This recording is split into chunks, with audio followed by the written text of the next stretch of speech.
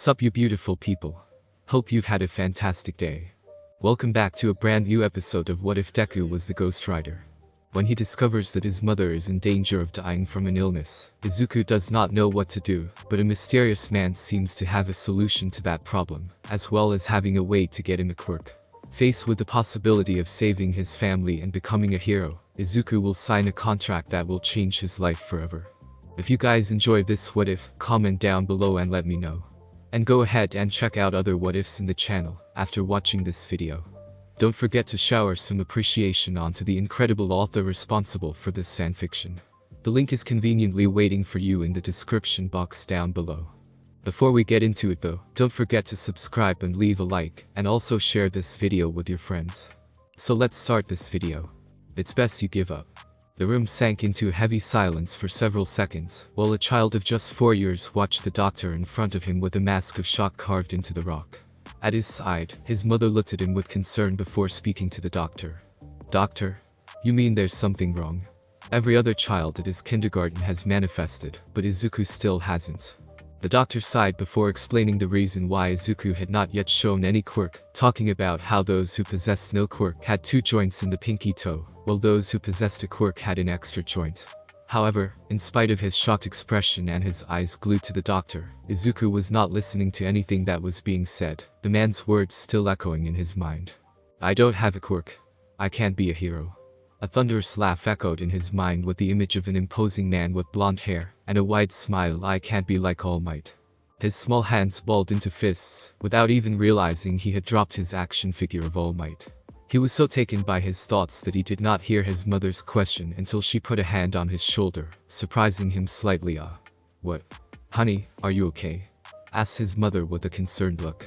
"Probably he is still shocked by the news, ma'am. You just have to give him some time, but now I need to talk to you privately about your condition," said the doctor with a knowing look. Inko sighed with a sad look, then forced a smile on her lips. "Honey, can you wait for mommy in the waiting room, please? I have to speak for a moment with the doctor, and then we will go and buy the ingredients to make a good katsudon for dinner, okay?" Nodding absently, Izuku put his shoes back on and walked out of the room in silence, his eyes still wide open in shock, but with his mouth closed in a thin line. With heavy steps, he went and sat on a chair in the small waiting room, barely noticing that he was the only one in that room. Or so he thought. "What's bothering you, young one?" asked a calm male voice to his right, startling him. Looking at the owner of the voice with frightened eyes, the little kid calmed himself of seeing that it was only a man wearing a black cloak and dark gloves, and carrying a silver cane with a glass skull on its tip. The man was probably in his late 40s, and his blonde hair was elegantly combed. Shifting his attention to the calm blue eyes of the man, Izuku immediately looked away, slightly frightened by those eyes. "But the doctor told me I do not have a quirk," said Izuku looking at the floor with tears forming at the edge of his eyes. "I can't be a hero." I see. Indeed, in the world in which we live, not having a quirk can be incredibly disadvantageous." The man nodded before tapping the floor with his cane. "You look like a smart child, so let me ask you something. Do you think there is only one way to get a quirk?" Izuku looked at him with confused eyes, his young mind trying to understand those words. He was only a child, without quirk and definitely weaker than all his peers, but his mind was already sharp enough to notice the subliminal message hidden in that question. The man was not old, but not young either, so he had to have some experience with quirks, so the answer to his question was only one. "There are more." The man smiled at Izuku. "Yes, there are more ways to get a quirk. The most common way is to get it from your parents, at the age of 4, or develop a completely new type of quirk, always around that age. However, what many scientists and doctors ignore is that there are other means to obtain a quirk. In fact, there are quirks that can be passed down from owner to a new owner, as if they were a simple object, but there are also special quirks that can give quirk to other people. The list goes on." Izuku looked at him in awe, his previous shock now forgotten. "Do you mean that I can get a quirk too?" The blonde man chuckled a bit. "Of course you can, you just need to find a way to obtain such power for yourself. I am sure that, in due course, you will gain an incredibly powerful quirk." Izuku's face lit up like a Christmas tree and, jumping up, he bowed to the man, thanking him for his words as his mother had taught him. His mother had also taught him not to talk to strangers, but Izuku had easily forgotten that warning. "Honey, why are you bowing?" came the voice of his mother as she walked to him with a confused face. I was thanking this, Mr. said Izuku, but his face changed from happy to confused as soon as he took notice of the fact that the man was gone. But his confusion was short-lived because the kid turned to his mother and showed her a huge smile. "Mommy, I can be a hero too. I can get a quirk." Inko smiled sadly at her son, thinking that his words were a simple way to face his newly discovered status of quirkless. Shaking her head, she took his hand walking toward the exit, while talking to him with sweet words, so as not to ruin his mood. "I'm sure you will succeed, honey. Now let's move, we have to prepare dinner." "Yes. Katsudon for dinner," shouted Izuku with a huge smile. Neither he nor his mother noticed the blonde man sitting in the waiting room with a cold smile on his lips, his facial features slowly turning into those of a demon. Midoriya's house, 3 days later. "He's smiling. He always smiles," mumbled Izuku, looking a video of All Might where his favorite hero was saving the victims of an accident. Nodding to himself, the little kid looked at a notebook next to the screen, currently open on the first page where there were few simple words. "Find a powerful quirk. I just have to find a way to get it, and then I can become like All Might," thought the kid before leaving the room to get a glass of water. Going down the stairs leading to the entrance, he noticed that the clock hanging on the wall marked midnight on the dot. "Is it already so late? I had not noticed it," thought Izuku, looking at the clock. "Why mom did not come to call me? Usually she gets angry if I stay up late." When he was at the base of the stairs, he saw that the television in the living room was still on, and, upon peering into the room, he noticed his mother sleeping on the couch. The woman seemed calm, but her face was not at all, and it seemed to worry Izuku, who had always seen her smiling. At least before the discovery of his lack of quirk. Walking towards the television to turn it off, so as not to wake his mother, the kid saw a letter on the floor between the couch and the coffee table. Curiosity immediately got the better of him, and Izuku took it in his hands, but found himself faced with a series of words of which he ignored the meaning. He was still a 4-year-old boy, after all.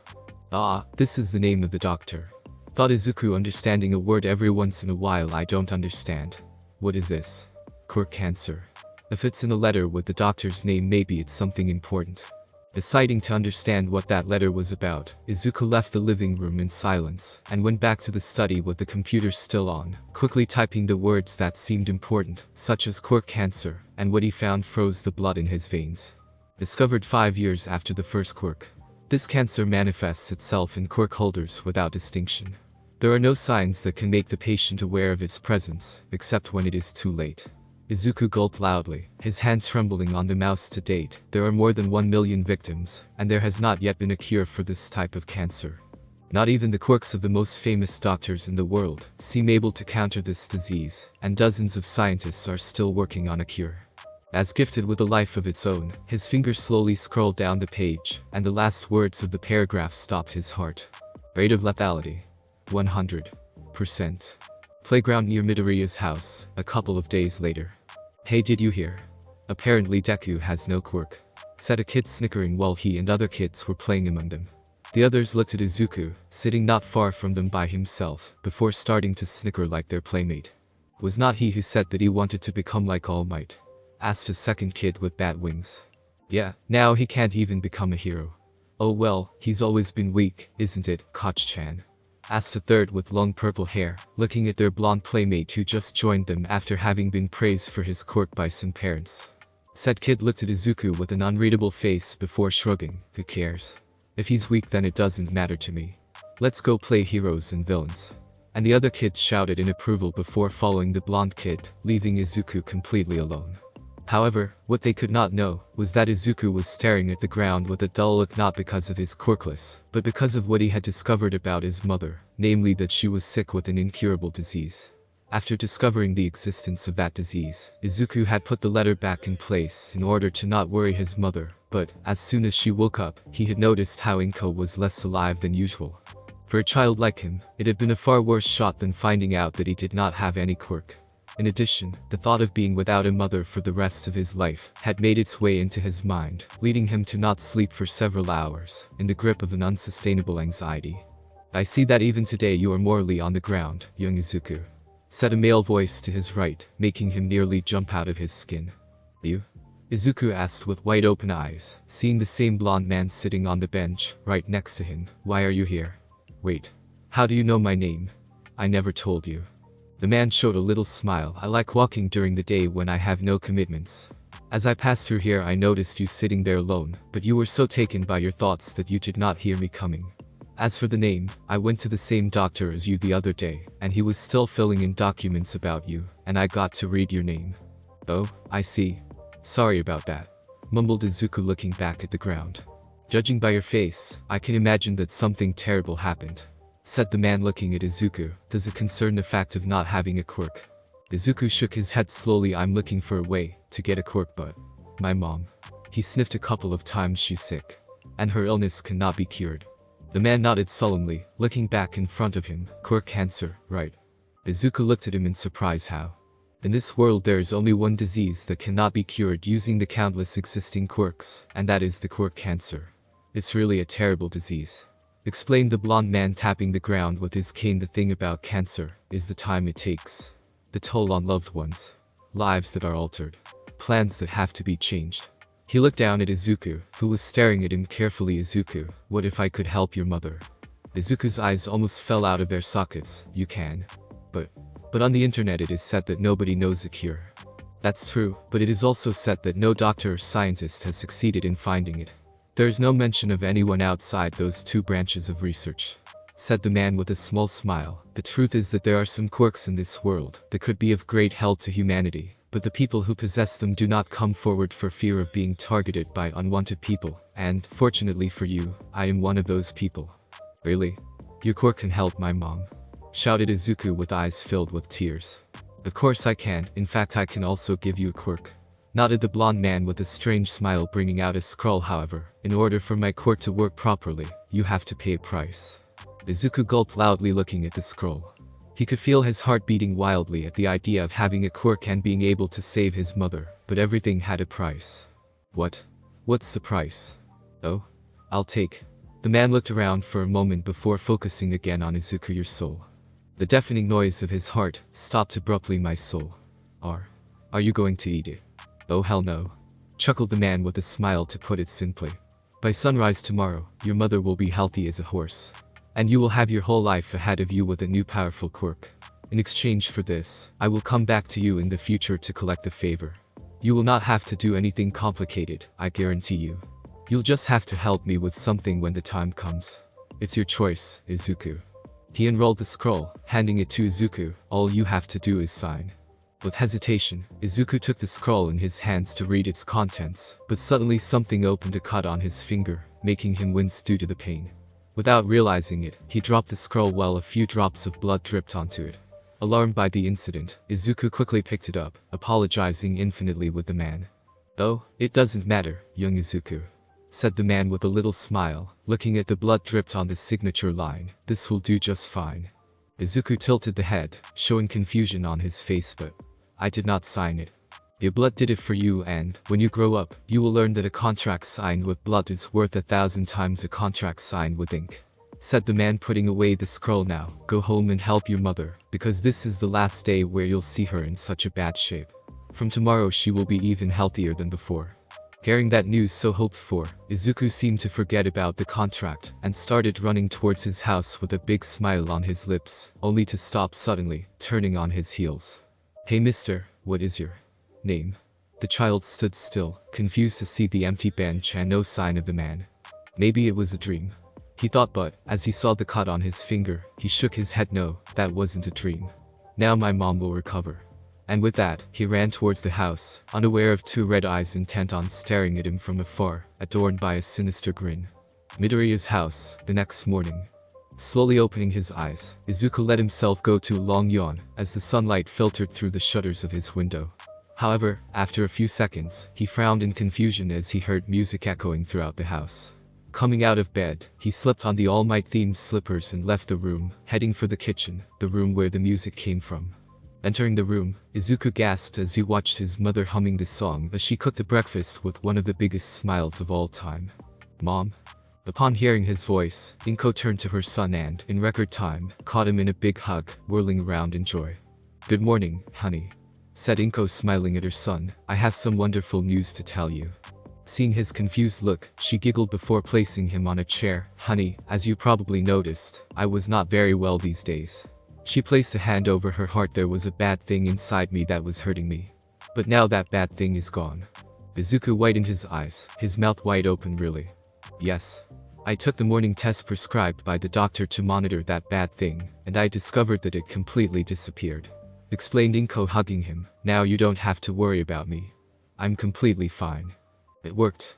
It really worked. Mumbled Izuku, looking at his mother without thinking about his words as Inko tilted her head with a confused look. What worked, honey? Nothing, Mom. Nothing. Said Izuku, shaking his arms to prove his points. I was just talking to myself. Inko raised an eyebrow, but decided not to ask questions, so as not to ruin the atmosphere. Kissing him on the forehead, she walked towards the stove. Get ready because after breakfast we'll go shopping. Okay, Mom. Izuku nodded with a smile without a care. His mother was healed, and that was all that mattered. As said by Inko, after breakfast they went to the city center to buy some things, and the happiness of Izuku grew even more when he received the official diary of All Might, where they wrote some of his most famous phrases, as well as a lot of information on his heroic deeds. But all this faded compared to the idea of having received a powerful quirk from that blonde man, according to their agreement. Now I just have to find out what my quirk is, so I can start practicing to become the best hero ever. Thought Izuku with a huge smile while shaking with excitement. Wait here for a moment, honey. Said Inko, tapping him on the shoulder. I'm going to get the car, and then we go home, okay? Izuku nodded before sitting on a bench with the shopping bags, looking at his mother as she wailed down the market street on the sidewalk. Her back was the last thing he saw of his mother, before a violent explosion erupted from a store, swallowing her in a fraction of a second, and destroying everything within a 30-foot radius. The following shock wave threw him and all the civilians on the ground, causing him to slam his head against the concrete of the sidewalk. As the screams of the people echoed in the air, Izuku tried to get up, shaking on his legs with the clouded vision as a trickle of blood dripped from his forehead. Looking around, he saw only blurred figures running in all directions, mostly trying to get away from a strong light source not far from him. When he turned to that light, his vision became clear, allowing him to see the flames that were slowly devouring the street and the buildings. But above all, he saw what was left of at least 50 people, now reduced to charred skeletons. His mother's back as she walked away from him came back vividly in his mind as tears began to run down his cheeks.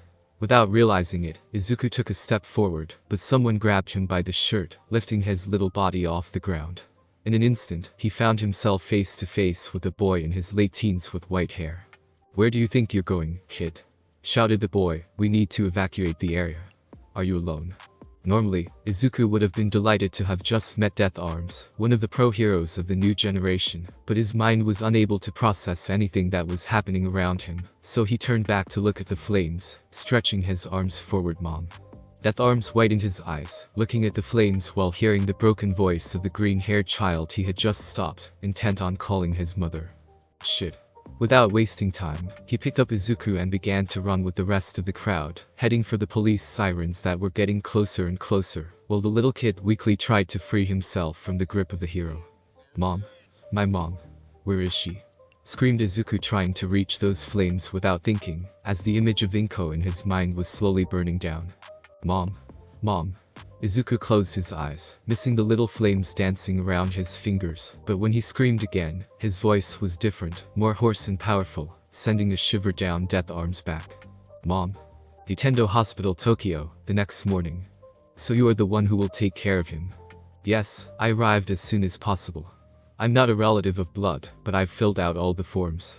You will have to sign others once he has come to live with you. Then there is also the fact of Inko Midoriya's will. Those problems can wait. I want to first make sure Izuku's okay. Fine, just try not to do stupid things. Your criminal record is not clean and you know it well. I know. Geez, you're even worse than those cops in America. I'll take that as a compliment. Now wait, he's waking up. Izuku opened his eyes slowly, finding himself facing a completely white ceiling. Where? Someone placed a hand on his shoulder, catching his attention. Looking at his left, he saw a young man with black hair dressed like a policeman. Don't worry, you're fine.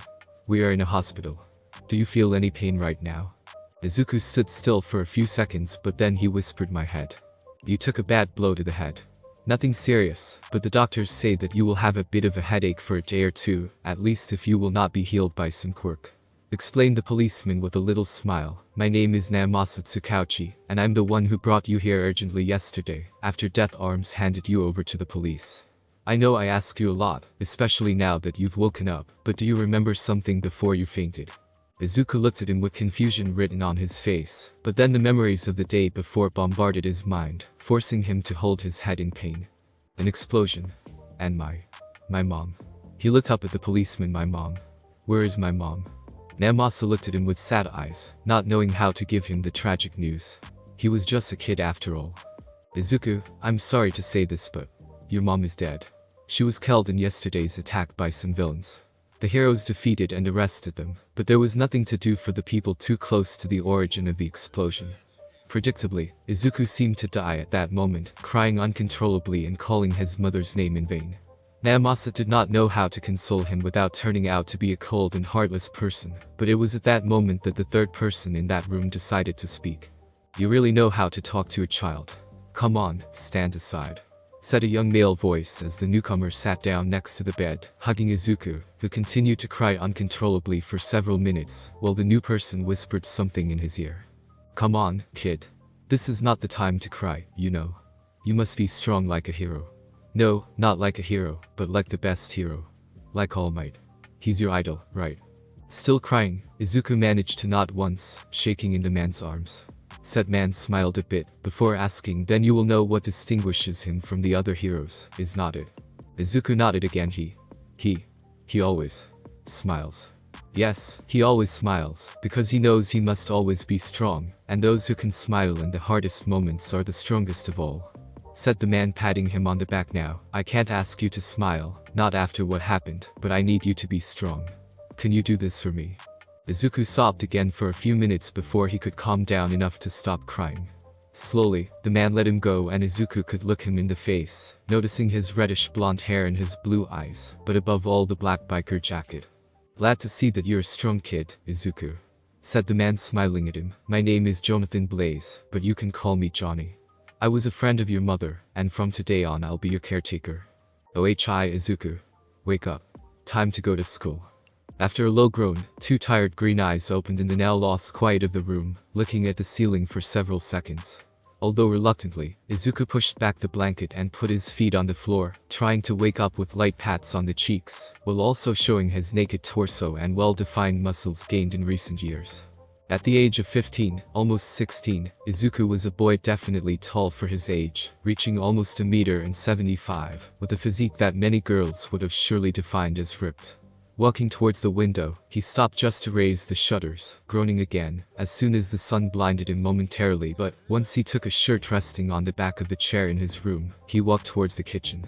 Walking down the stairs, he took a quick look at the pictures hanging on the wall, all of them showing Izuku during his growth, and the man who had been taking care of him for almost 12 years, Johnny Blaze.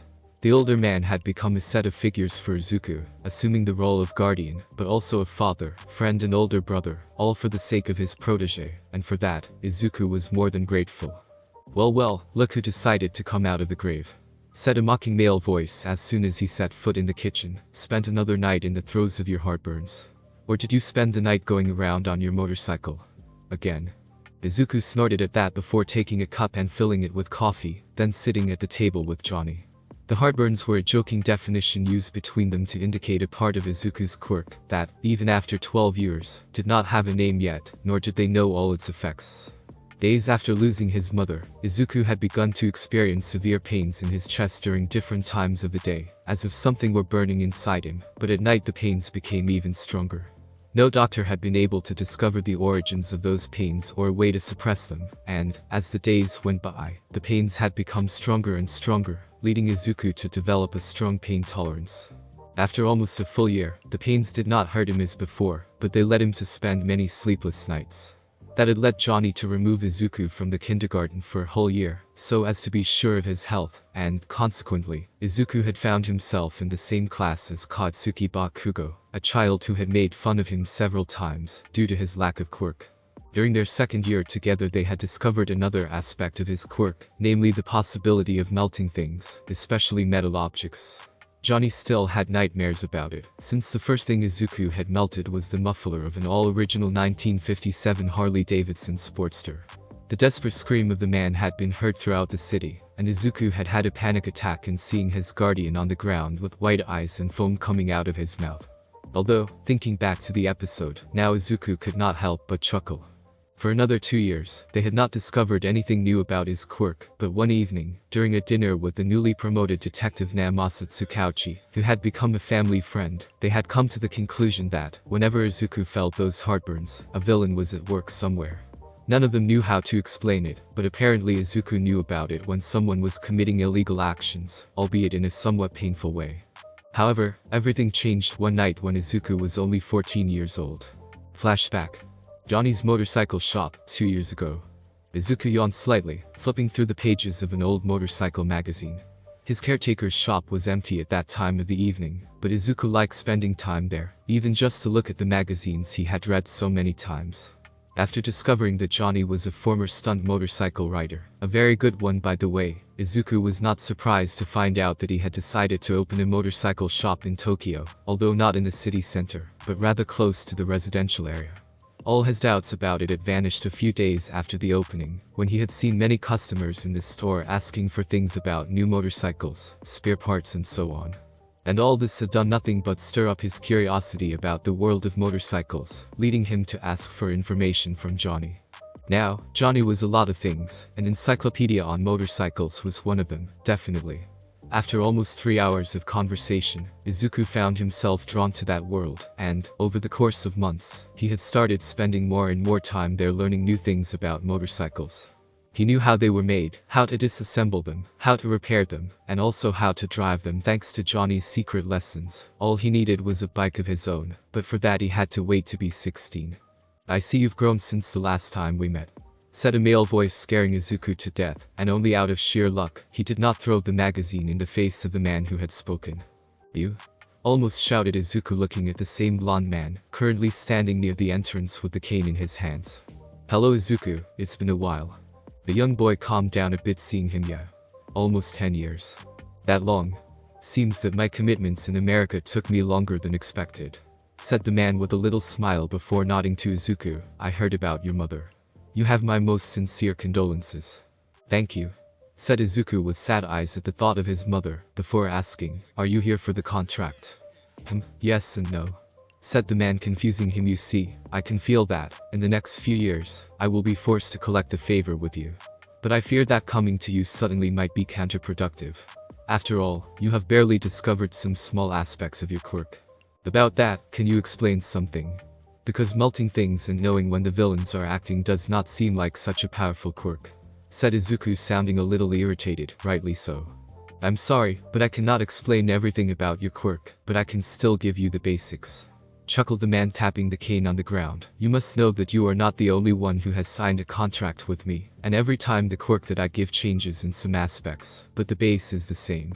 First of all, your body was too immature when you received the quirk, so it just gave you little tastings of its power. Now that I am here, I will make sure that your body matures quickly, so in a few years you will be more than ready to use it to the best of your ability." The man showed Izuku a little smile, making him shiver under those eyes. "But tonight, since you had to endure that pain within you for 10 years, I will make sure that you can eliminate the source of such pain."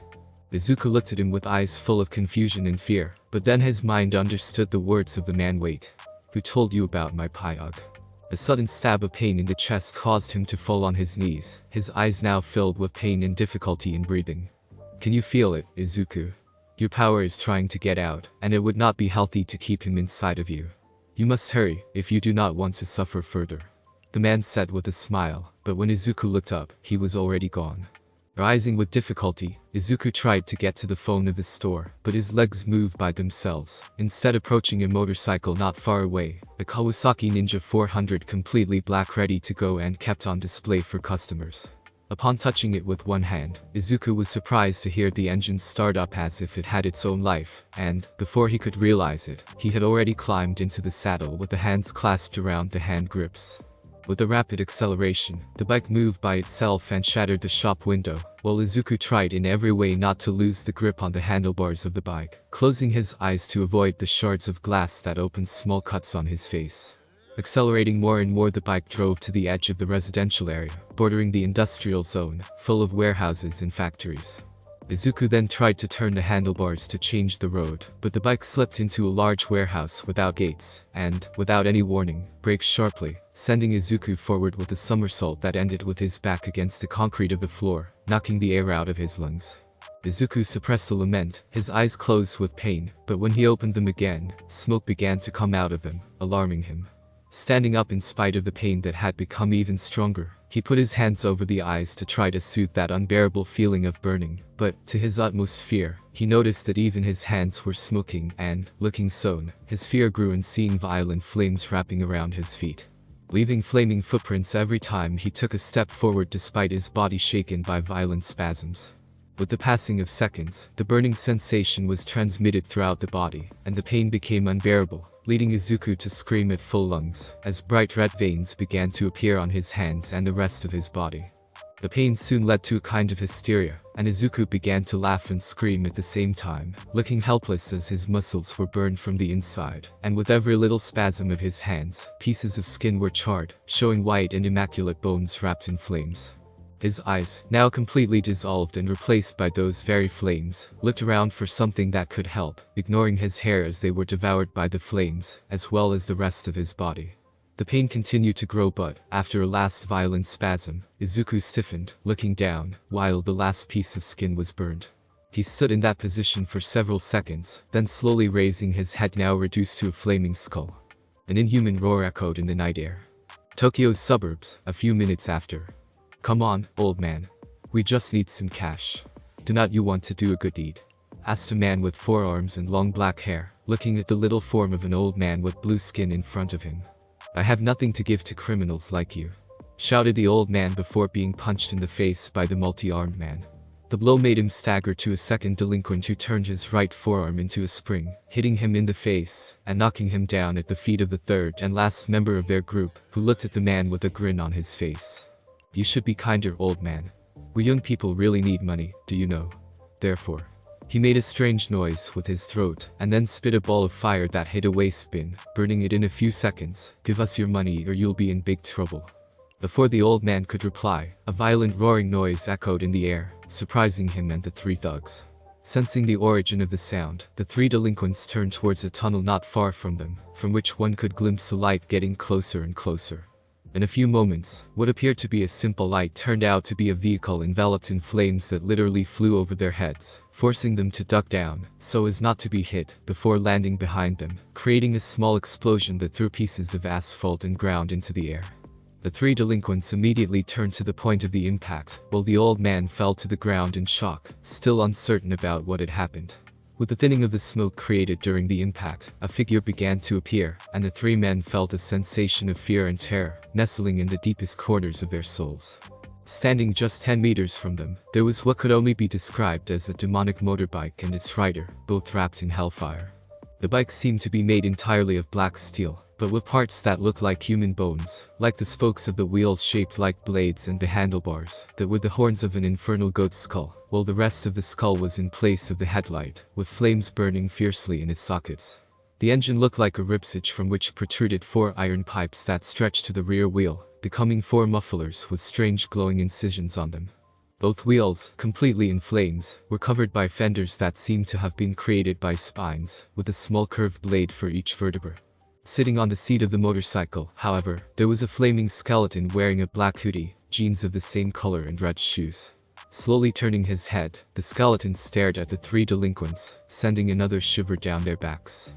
With absolute calm, the skeleton got off the bike, revealing to be lower than expected, but no less threatening, and, without deigning the 3 men of a second look, he looked at the old man still on the ground who was trembling with fear. With a quick tilt of the head, the skeleton pointed to the houses not far away and, grasping the meaning of that gesture, the old man stood up with uncertainty, stammering a low "thank you," before running in that direction, leaving the skeleton alone with the 3 men. The one with 4 arms was the first to recover, immediately showing a big grin. "Well, I've seen some ugly people, but you're certainly one of the ugliest. Your appearance surprised us so much that the old man managed to escape. It means that you will replace him. I hope your money is fireproof because we really need it." Without waiting for an answer, the man approached the skeleton and tried to grab the hoodie with one of his hands, but the skeleton grabbed his wrist without even looking, and, with a quick pressure, broke it cleanly. The man's mind did not have time to register the pain that the skeleton hit him with a violent fist in the belly, burning his skin and making him fall to his knees. Before his two comrades could intervene, the skeleton grabbed the delinquent by the throat, forcing the man to look at him, and after raising his right hand showing a sphere of fire, he used it to hit the face of the man who, under the terrified eyes of the other two, was completely burned to ashes within a second. The other two were paralyzed by fear, but the second delinquent ran forward, turning both forearms into springs, and then trying to hit the skeleton from the distance, taking advantage of the strength of his quirk. His plan failed miserably as soon as the skeleton succeeded in grasping both the springs, before the two fists could hit him. The man tried to free himself, but his vain attempts ended when the skeleton melted both springs, effectively amputating the hands of the man who fell to the ground, screaming in the grip of a pain never felt before, while looking at the cauterized stumps he had in place of the wrists. Not paying attention to the screams of the man, the skeleton turned to the last thug left just in time to be hit in the face by a ball of fire. The man grinned mockingly, thinking he had hurt him somehow, but his expression changed into a mask of terror as soon as he saw that the skeleton had not been minimally affected by his fire. "You like playing with fire?" asked the skeleton, looking at him. "Let's play." The man took a few steps back before running away at breakneck speed. "Stay away from me." The skeleton did not immediately pursue him, but picked up a piece of cement from the ground that was immediately covered with red veins. Aiming at the man on the run, the skeleton flung the fragment that exploded in contact with the man's back, causing him to fall to the ground screaming in pain. Seeing the man on the ground, the skeleton took a few steps towards him, only to notice a small ironmongery. Entering the shop, the skeleton looked around until he saw a series of chains hanging from the ceiling, and, after grabbing one, he ripped it off the hook. Walking out of the shop with the chain dangling from his fist, he saw that the third man was trying to crawl away with his back completely burned, and what was left of his clothes was now melted with his skin. The skeleton reached him with a few steps and, upon hearing him coming, the man turned slowly with eyes full of terror, just in time to see the skeleton stretch the chain in his hands, igniting it instantly. "Have mercy." "Sorry," said the skeleton, shaking his head, all out of mercy.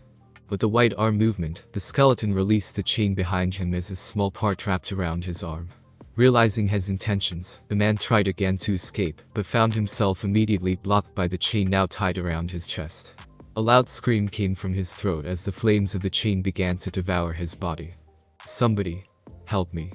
His screams ceased when the skeleton jerked the chain, reducing the man to a pile of ashes that was dispersed by the wind.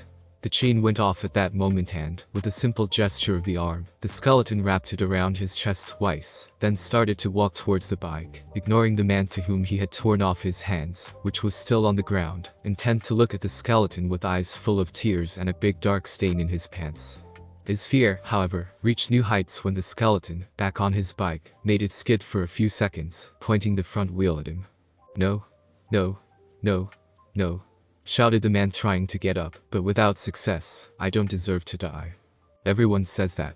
Without any hesitation, the skeleton set off at full speed, and never slowed down, even when the man's desperate face was only a few inches from his bike's wheel. Johnny's motorcycle shop, the next day. Normally Johnny was a calm person, playful and also quite lazy for all that was not about motorcycles, but at that moment, his mind was working overtime to understand what happened in his shop. Not only one of the windows was shattered, but one of the bikes had disappeared, and the same could be said of Izuku. It was the good time that he decided to install some security camera, if he did not die of a heart attack. He had already called Namasa to explain the situation, but the detective told him that, at the time, the police station was in the chaos, because of the countless phone calls they were receiving about a series of murders that took place in the city during the night. "I hope you are fine, Izuku, because otherwise I will never be able to find the courage to look at your parents in the eyes when I'll see them again," thought Johnny when the phone in the shop rang, and, after not even the first ring, he already had the receiver close to his ear. "Who's calling?" On the other side of the line, he heard a faint chuckle. "Good morning. Izuku, where the hell are you? What happened last night? What happened to the shop? The Kawasaki? Are you fine? Someone kidnapped you?" shouted Johnny without thinking at his words. "I'm fine, Johnny. I'm just really tired," said Izuku, sounding really worn out. "I'm somewhere in the countryside outside the city. An old man allowed me to use his phone." Johnny sighed with relief. At least Izuku was fine. "Izuku, what happened last night?" Another faint chuckle. "You would not believe me." And flashback. Indeed, Johnny had not believed him at first, but the news concerning a flaming skeleton riding a demonic motorcycle, several criminals killed during the night, and Izuku himself who had shown him some powers. Well, let's just say that they had served the purpose to convince him. Of course, despite some witnesses praising the flaming centaur, so he had been called by journalists, Izuku had suffered the worst blow by learning to have killed a dozen people without remorse during the night. When he had turned back at sunrise, his memories were confused and unclear, but, as the hours passed, he had remembered all the faces of his victims as they begged for mercy. The face of the man to whom he had amputated his hands before investing him with the bike was the decisive drop to make him run to the bathroom to vomit repeatedly, until his stomach was left empty. Johnny had tried to console him to the best of his ability, but his words had been useless. Only after several hours, when Naomasa was present too, Izuku had decided to tell them the whole story, from the contract with that blonde man until the night when he turned into a burning skeleton. To say that they were speechless would have been a euphemism, but at the end of everything, they lived in a world with heroes and villains, so that story could almost pass as normal, from a certain point of view. A decidedly sick point of view. Naomasa had been inclined to bring Izuku to the station for some questions, so as to file the incident as an isolated case of loss of control, but Johnny immediately objected, saying that Izuku already had so much trouble with that damn Quirk, and did not need the police, heroes or villains, to breathe on his neck. In the end, they had decided to keep the secret, trying to help Izuku master his quirk, and that long path, that had lasted for 2 years, had given many fruits, but unfortunately. "A rapist," said Izuku, sipping his coffee. Johnny nodded with a mouth full of bacon. "This month you're only at 3, I'd say it's a step forward." "If you say so," said Izuku with a sigh. "What's the point of being able to control this quirk even during the day if at night it acts on its own? I'm sure you'll find a solution. Now go get ready, because I'm not going to take you to school," said Johnny with a little grin. Izuku shook his head with an amused smile, and put the cup in the sink before returning to his room to put on the school uniform. The memories of the night just ended were still vivid in his mind, especially the moment when he was burning that rapist, before he could hurt a girl. That was a big disadvantage of his quirk because, during those 2 years of training, Izuku had managed to control his transformation, managing to use it even during the day, which was impossible before. However, at night, when the villains exceeded a certain limit, his quirk acted alone, making him transform and then take him to the nearest criminal to kill him. Now, Izuku did not kill with pleasure, preferring to use an aspect of his power that he had named Penance Stare, which did not kill, but condemned a person in a coma, while the mind suffered all the pains that the villain had inflicted on his or her victims, for the eternity. The government had even created a new wing for a hospital in Tokyo, where the victims of his stare were hospitalized. This led Izuku to think of the worst thing that had happened to him since the first transformation 2 years ago. He had become a vigilante and also a fable to scare children. After the first night in which he had killed at least a dozen villains, the police and the heroes had issued an announcement for Flaming Centaur, the pseudonym with which he was still known, stating that he was wanted for improper use of his quirk and other things related to doing justice alone, labeling him as a vigilante, since he had only killed criminals and not innocent people. Which was not exactly comforting from Izuku's point of view. Unfortunately for him, after a year his victims had risen to 70, with only 5 cases of criminals ended up in a coma. In the second year, however, Izuku had managed to master his quirk, bringing the number of criminals killed to 90, with over 50 victims ended up in a coma. Only during the second year the Flaming Centaur's fairy tale was born to scare off bad kids at school, and Izuku didn't really know what to think of that fable. Shaking his head to clear his mind, Izuku put on his uniform jacket and headed for the front door. "I'm going out, Johnny. See you this afternoon," shouted Johnny from the bathroom. Izuku then looked at a photo placed near the door, taken when he was only 3 years old with his mother. Smiling at the photo, he whispered, "I'm going out, Mom. Somewhere in Tokyo, that afternoon.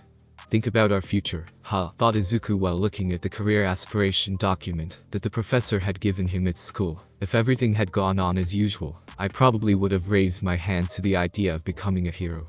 For those who really knew Izuku, his mother's death had changed him almost drastically. If before he was practically obsessed with heroes, having a quirk and, above all might, now he almost never stopped to observe the fights between heroes and villains, and didn't even have the aspiration to become like them, especially after the last 2 years. Obviously some things like his admiration for All Might had not vanished, but they weren't as before. Probably the best idea would be to go to work in some factory that needed to melt materials. That was one aspect of his quirk that Izuku controlled better. After all, as many had shown, having a quirk did not necessarily mean to be a hero. An example was Johnny with his quirk Second Chance, that, once a day, allowed him to nullify the damage received in an accident or things like that, very useful during his career as a stunt motorcycle rider.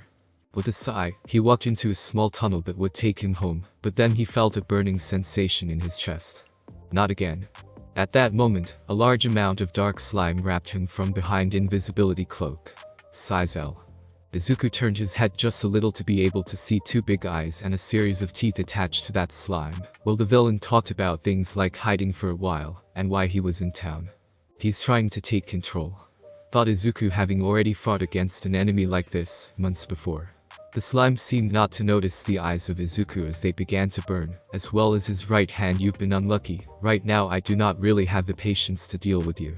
Do not worry, kid. Shouted a deep male voice as a manhole was thrown into the air by a fist, because I'm here. This time, Izuku widened his eyes in surprise seeing All Might come out of the manhole, and, before he could think of anything, the hero had already charged his right fist. Texas Smash. With the movement of his arm alone, All Might generated a violent shockwave that swept away the slime, but also had the effect of knocking Izuku to the ground, causing him to lose consciousness. Only after a few minutes he woke up with some light pats on his cheek. All Might. Thank God. You seem to be doing well, this is the most important. Said All Might with a smile always present on his face. Izuku looked at him speechless, having not yet realized that he was in the presence of his idol, the hero who more than anyone had inspired him when he was a child. Looking at him, he could not help but think he's always smiling. All Might, can I ask you something? You know, pro heroes must constantly fight against time and evil. Said the hero, bending the legs as if to jump, while Izuku took a few steps forward with that. I'm counting on you to continue in the future to support me. And with that, he jumped into the sky, reaching an incredible height in a few moments, but he wasn't alone. Feeling a weight on his legs, All Might turned slightly his head and saw Izuku hanging from his ankles. No. What are you doing? Are you crazy or something? I have to ask you something important. Shouted Izuku, trying not to lose his grip, while his eyelids and cheeks were about to be torn off by the wind. Okay, I understand. Close your eyes and mouth now. Said All Might with a little sweat drop before coughing up a few drops of bloodshed. After a second, he tilted his body and then swooped down onto the roof of a building, managing not to damage the roof. That was really creepy. Said Izuku on his knees. Driving a motorcycle was one thing, but flying hanging from a hero's ankles was something completely different. Shaking his head to recover, he saw that All Might was about to leave again. Wait. No? I can't wait. Without looking at him, and so, Izuku simply asked, why do you always smile? Why do I always smile? Repeated All Might, looking at him before feeling a strange sensation inside him as smoke began to escape from his body. Damn it, not now. I know it sounds like a rude question, but I wanted to know.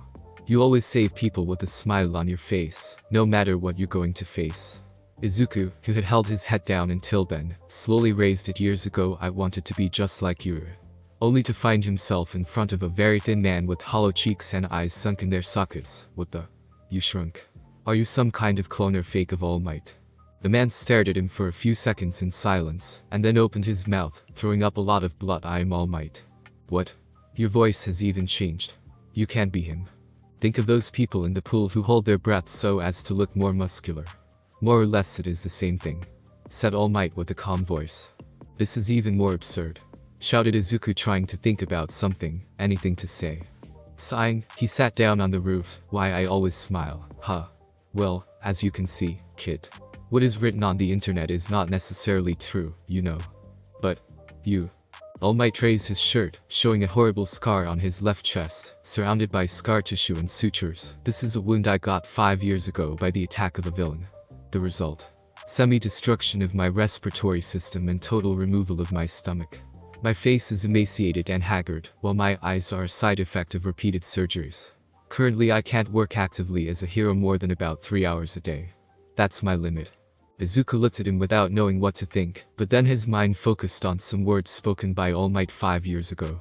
When you fought against Venomous Chainsaw. I wouldn't let them get me like that, anyway. Said All Might, raising a fist before looking down. What I just told you was never publicly disclosed. I will therefore ask not to reveal to anyone, please. When All Might looked at him again, Izuku felt the huge pressure of his gaze, the symbol of peace who saves people with a smile. Absolutely can't afford to bow to the forces of evil. Seeing Izuku's face, which showed understanding and alarm, he added, the reason why I always smile and laugh, is to fight the fear and pressure that crush me every time I perform a heroic action, as well as instill courage and trust in people who need a symbol of hope. Izuku stood there for several seconds, looking at the roof. I see. He then bowed, I'm really sorry to have bothered you and discovered your secret. I promise I will not tell anyone. I can say that you are a good kid, so I have no reason to worry. Said All Might with a nod before asking, why did you want to know why I always smile? My fans usually want to know the secrets of my quirk and the like. Izuku suppressed a shudder at the question, preferring to look elsewhere. When I was 4, I discovered that my mother was sick. Quirk cancer. I was very young but also very smart, so I looked for information about it, and found that the cancer was deadly and incurable.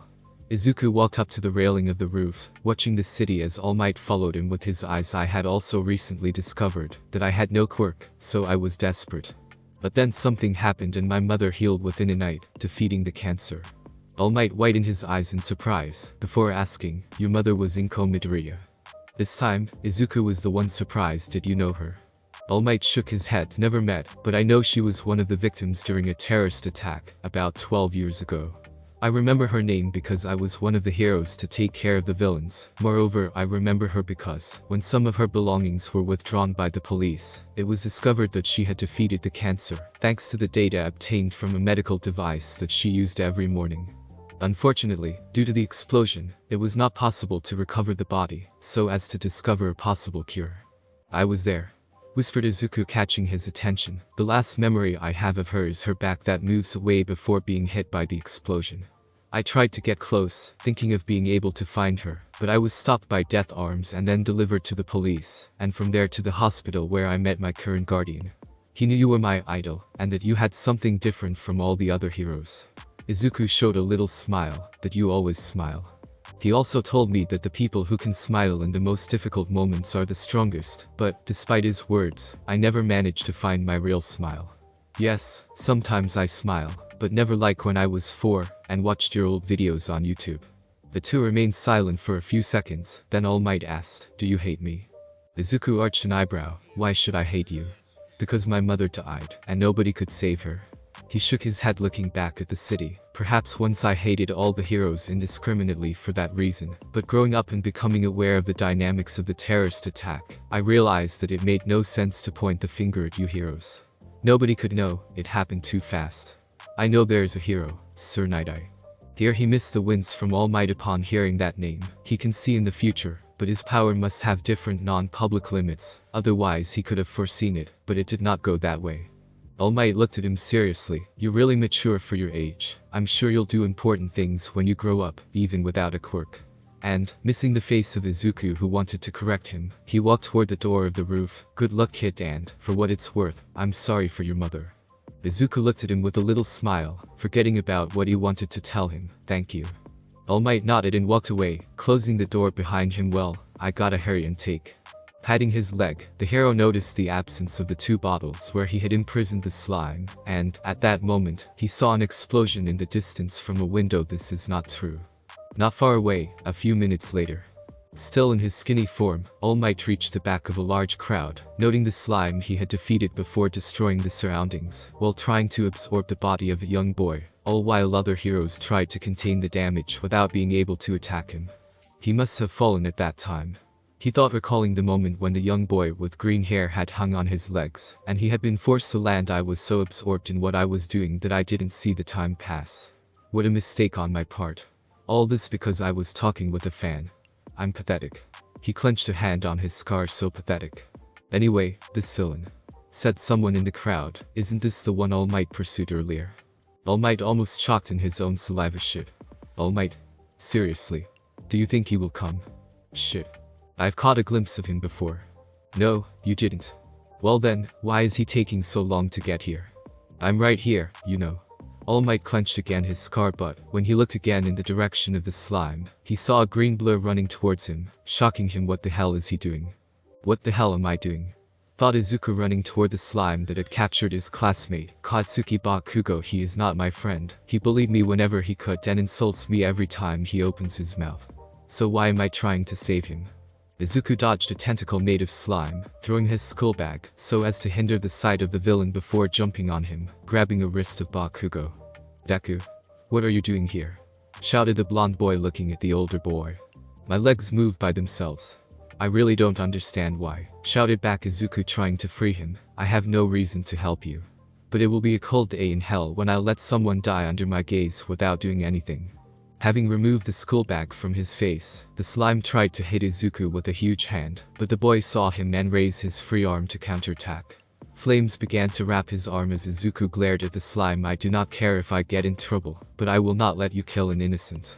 But, just when he was about to hit the slime, a hand grabbed the wrists of both boys. Well spoken.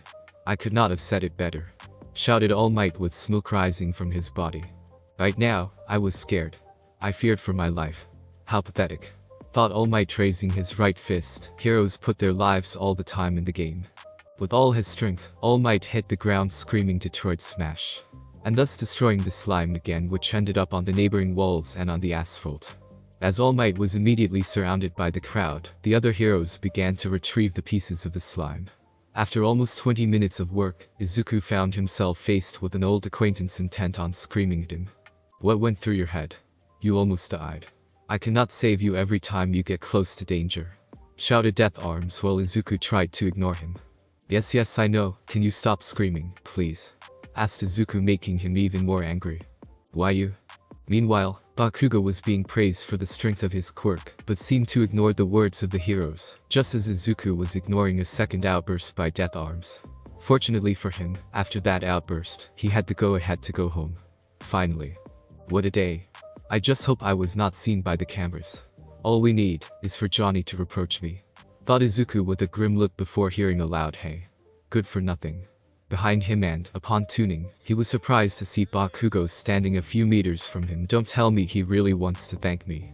I never asked for you to come help me, hissed Bakugo, clenching his teeth. I didn't need to be saved. I could take care of myself, okay? I do not need to apologize or thank a quirkless person like you. And with that, he walked away shouting, a last fucking bike nerd. Izuku couldn't help but sweat drop at him. He definitely has a problem controlling his emotions. Before shaking his head, better go home before something else happens. I'm here. All Might, shouted Izuku with wide eyes. What are you doing here? You were surrounded by a horde of reporters. I can avoid them if I want to, said All Might, pointing at the sky. After all, I'm all cloth, Might. Cannot you do something for the blood? Shouted Izuku, looking at the slim form of his idol. Kid, I came to thank you and make some corrections. And I also have a proposal for you, said All Might, looking at him with serious eyes. If you hadn't been there, and if I didn't hear your personal story, I would have risked doing nothing, letting that poor boy die. For all that, I must thank you. Don't. I did something stupid, putting Bakugo's life at risk, when the other heroes were deciding what to do, said Izuku, shaking his head. About that, shouted the blonde skinny man, catching his attention at that time. No one could act. You're the only one who did something, you. A simple boy without quirk. And that really touched me. Does he still think that I do not have a quirk? Thought Izuku, wanting to interrupt All Might to tell him that in reality he was not quirkless, but out of respect, he let him talk. Do you know how some heroes were born when they were just students? All Might took a deep breath. They were born with the phrase, my body moved by itself. Izuku looked at him carefully, feeling the energy in those words, as well as something moving inside him. This is what happened to you too, right? Yes. Izuku answered, thinking back to some words he thought he had buried in his mind. Mom, I can be a hero too. I can get a quirk. I'm sure you will succeed, honey. Kid, said All Might with the most serious look he could master, you can be a real hero. Izuku felt like he was struck by lightning when he heard those words. Memories of when he was a child began to crowd his mind uncontrollably. Wanting to get a powerful quirk, wanting to become a hero, wanting to become like All Might. Those had been his dreams. However, a more recent memory became vivid like no other, reminding him of the sad reality. All Might, Izuku clenched his fists, searching for the courage to answer him. He could have told him many things, he wanted to tell him many things, but a few simple words came out of his mouth. I don't want to be a hero. Thank you so much for joining me on this incredible journey today. I hope you enjoyed exploring the fascinating what-if scenario of Deku. The possibilities were truly mind-blowing. If you found this video entertaining, don't forget to give it a thumbs up, share it with your friends, and subscribe to the channel. Your support means the world to me and inspires me to bring you more captivating content in the future. Stay tuned for more exciting what-if stories and other amazing videos coming your way. Until next time, take care, stay curious.